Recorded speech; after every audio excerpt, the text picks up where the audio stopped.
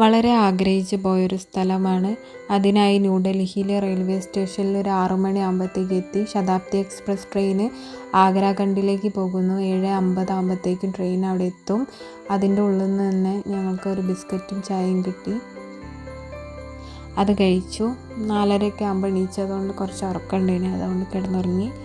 ഞങ്ങൾ പുറത്തിറങ്ങിയപ്പോൾ ഒരു ഗൈഡിൻ്റെ ഹെൽപ്പോട് കൂടിയാണ് ബാക്കി യാത്ര പോയത്. ഒരു ഓട്ടോക്കാരൻ അവിടെ ചെന്നപ്പം അയാളുടെ ഫീ എന്ന് പറയുന്നത് 600 രൂപയാണ്. അത് നേരിട്ട് അയാൾക്ക് കിട്ടില്ല, അവിടെ രജിസ്റ്റർ ചെയ്യണം, പോലീസുകാരുണ്ടാവും. യാത്രയൊക്കെ കഴിഞ്ഞ് അവസാനമാണ് അയാൾക്ക് ആ എമൗണ്ട് കിട്ടുക. അതൊരു സ്ലിപ്പ് കിട്ടുക, ആ സ്ലിപ്പ് കാണിച്ചു കൊടുത്താലാണ് എമൗണ്ട് അയാൾക്ക് കിട്ടുക. ഞങ്ങൾ നേരെ പോയത് ഭക്ഷണം കഴിക്കാനാണ്. മസാല ദോശ കഴിച്ചു. പിന്നീട് നേരെ പോയത് താജ്മഹൽ കാണാനാണ്. താജ്മഹൽ ഞങ്ങൾ ഓൺലൈനായിട്ട് ബുക്ക് ചെയ്തത്. ഓൺലൈനായിട്ട് ബുക്ക് ചെയ്തപ്പോൾ 245 രൂപയായി. താജ്മഹൽ വിത്ത് മൗസോളിയം കൂടിയാണ് 245. ടിക്കറ്റ് ഇവിടെ കാണിച്ചു കൊടുത്തു. പിന്നെ ഗേൾസിനും ബോയ്സിനും ഡിഫറെൻറ്റ് ചെക്കിങ് ഉണ്ട്, സെക്യൂരിറ്റി ചെക്കിങ്. അത് കഴിഞ്ഞ് ഇതാണ് ചുവന്ന മണൽക്കല്ലിൽ കൊണ്ട് നിർമ്മിച്ച മെയിൻ ഗേറ്റ്. ഇതും കടന്ന് ചെല്ലുമ്പോഴാണ് നമ്മുടെ താജ്മഹലിൻ്റെ മെയിൻ അട്രാക്ഷൻ മൗസോളിയം കാണുക. ഷാജഹാൻ തൻ്റെ പ്രിയ പത്നി മുംതാസ് മഹലിന് വേണ്ടിയിട്ട് അവരുടെ സ്മരണയ്ക്കായിട്ട് നിർമ്മിച്ച മൗസോളിയം. ഞങ്ങൾ അവിടുന്ന് നേരെ പോയത് മ്യൂസിയം കാണാനാണ്. ഉള്ളിൽ ഫോട്ടോഗ്രാഫി അലൗഡ് അല്ല, അതുകൊണ്ട് ഫോട്ടോ ഒന്നും എടുക്കാൻ പറ്റിയില്ല. പിന്നീട് ഇത് ഏക്കർ കണക്കിന് സ്ഥലമാണ്, കുറച്ച് നടക്കാനുണ്ട്. പിന്നീട് സ്റ്റെപ്പ് കയറി മുകളിലെത്തി. ഇതിൻ്റെ മുകളിൽ കയറി കഴിഞ്ഞാൽ പിന്നെ ഷൂവിൻ്റെ കവർ നിർബന്ധമാണ്, അതുകൊണ്ട് ഷൂവിൻ്റെ കവറൊക്കെ ധരിച്ച് അത് കഴിഞ്ഞിട്ട് നമ്മുടെ ടിക്കറ്റ് ഇവിടെ നിന്ന് ചെക്ക് ചെയ്യും. ഇന്ന് ഞങ്ങൾ വ്യാഴാഴ്ച ദിവസമാണ് പോയത്. അത്യാവശ്യം നല്ല തിരക്കുണ്ട്. ഇനി വെള്ളിയാഴ്ച ഇവിടെ പൊതുവേ ലീവാണ്.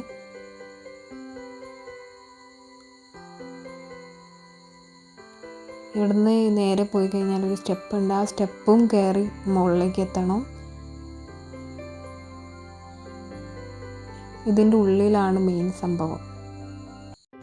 പൂർണ്ണമായും വെള്ള മാർബിൾ കൊണ്ട് നിർമ്മിച്ച ഇസ്ലാമിക്, പേർഷ്യൻ, തുർക്കിഷ്, ഇന്ത്യ വാസ്തുശില്പ ശൈലിയിൽ ഇത് സംയോജിപ്പിച്ചിരിക്കുന്നു.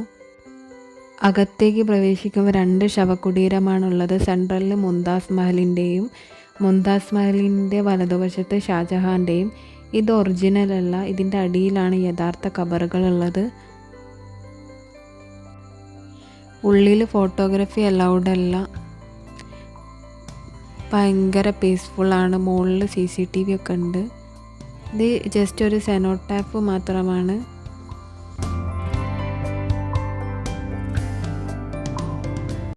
കണ്ട് നമ്മൾ നേരെ പോവുക. അതിൻ്റെ അറ്റത്തേക്ക് പോയാൽ നന്നായിട്ട് യമുന നദിയൊക്കെ കാണാം. ഖുറാൻ വാക്യങ്ങൾ കറുത്ത ഒനിയക്സ് കല്ലുകൾ കൊണ്ട് അറബിക് ഭാഷയിൽ കൊത്തി വെച്ചത് കാണാം. 40 മീറ്റർ ഉയരമുള്ള 4 മിനാരങ്ങളുണ്ട്, 4 കോണുകളിലായിട്ട്. ചുവന്ന മണൽക്കല്ലിൽ നിർമ്മിച്ച ഇരുവശത്തുള്ള കെട്ടിടങ്ങളാണ് മസ്ജിദും ഗസ്റ്റ് ഹൗസും. രാവിലെ 6 മണി മുതൽ വൈകുന്നേരം 6 മണി വരെയാണ് ഇവിടെ പ്രവേശനമുള്ളത്. വെള്ളിയാഴ്ച ദിവസം ഇവിടെ ഒഴിവാണ്.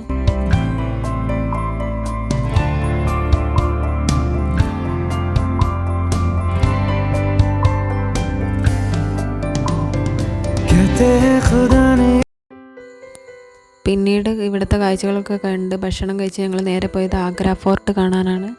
ടിക്കറ്റ് 40 രൂപയാണ്. അത്യാവശ്യം നല്ല തിരക്കുണ്ടായിരുന്നു. വരി നിന്നിട്ടാണ് അകത്തേക്ക് പ്രവേശിച്ചത്. ആഗ്ര കോട്ട മുഗൾ സാമ്രാജ്യത്തിൻ്റെ പ്രധാന കോട്ടയും ഭരണകേന്ദ്രമായിരുന്നു. അക്ബറിൻ്റെ കാലത്താണ് ഈ കോട്ട നിർമ്മിക്കപ്പെട്ടത്. പിന്നീട് ഷാജഹാൻ ഇത് വെള്ള മാർബിൾ കൊണ്ട് കൊത്തുപണികളൊക്കെ ചെയ്തു. ഈ കോട്ടയിൽ നിന്നാണ് ഷാജഹാൻ തൻ്റെ അവസാന കാലത്ത് താജ്മഹൽ ദൂരെ നിന്നും നോക്കി നിൽക്കുന്നുണ്ടായിരുന്നു. സ്വന്തം മകൻ ആയ ഔറംഗസേബ് അദ്ദേഹത്തെ തടവിലാക്കിയെന്ന ചരിത്രം പറയുന്നു. കോട്ടേൻ്റെ ചുറ്റുമുള്ള മതിൽ ചുവന്ന മണൽക്കല്ല് കൊണ്ട് നിർമ്മിച്ചതാണ്. 2.5 കിലോമീറ്റർ നീളമുള്ള വലിയ മതിൽ കോട്ടേനെ ചുറ്റിയിരിക്കുന്നു. അകത്ത് നിരവധി അരമനകളും മസ്ജിദുകളും മുറ്റങ്ങളും തോട്ടങ്ങളും ശില്പങ്ങളും കാണാം. അക്ബർ തൻ്റെ മകൻ ജഹാംഗീറിനായി നിർമ്മിച്ച അരമനയാണ് ജഹാംഗീർ മഹൽ. മുഗൾ ഹിന്ദു ശൈലിയിലാണ് ഇതിൻ്റെ കൊത്തുപണി. ഷാജഹാൻ്റെ ഭരണകാലത്ത് നിർമ്മിച്ച വെളുത്ത മാർബിൾ കൊണ്ടുള്ള കെട്ടിടമാണ് ഖാസ് മഹൽ. പൊതുജനങ്ങൾക്കായി രാജാവ് നീതി പറഞ്ഞിരുന്നതും ജനപ്രവേശന സമ്മേളനങ്ങൾ നടന്നിരുന്നതുമായ സ്ഥലമാണ് ദിവാൻ ഇ എം. രാജാവിൻ്റെ സ്വകാര്യ വേദിയും വിദേശ അതിഥികളെയും പ്രഭുക്കന്മാരെയും സ്വീകരിച്ച സ്ഥലമാണ് ദിവാൻ ഇ ഖാസ്. മുസമ്മൽ ബുർജിലാണ് ഷാജഹാൻ തടവിലായിരുന്നത്. മുത്തുപള്ളി എന്നറിയപ്പെടുന്ന വെള്ള മാർബിൾ കൊണ്ട് നിർമ്മിച്ച മോദി മസ്ജിദും കണ്ട് ഞങ്ങൾ അവിടെ ഒരുപാട് നേരം സമയം സ്പെൻഡ് ചെയ്ത് ഏകദേശം വൈകുന്നേരമായി. ഇവിടെ നിന്ന് നോക്കിയാൽ കറക്റ്റ് താജ്മഹൽ കാണാം.